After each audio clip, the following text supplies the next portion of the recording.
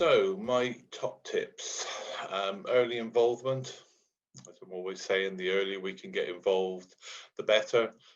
We can give you sort of design information and sort of material information and layouts and see how well that building's laid out, to make sure we're not having to add expensive materials to support upper stories and upper floors and loads that don't transfer down through the building, like that. And we're quite happy to do that.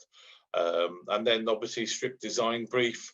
Again, know what you want with that build. The more you change your mind with your design, the more that's going to cost you money, and the later you're changing your mind. So try and stick to that. Budget control.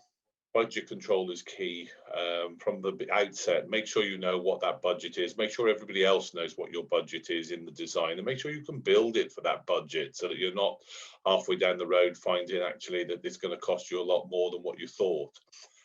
Sustainability, air tightness, and energy efficiency. Obviously, timber frame is the most sustainable environmental build you can have, but obviously you want to have an airtight and energy efficient build as well, so that you're actually taking the short-term pain for the long-term gain. Everybody these days wants an energy efficient house. They want to turn around and have it as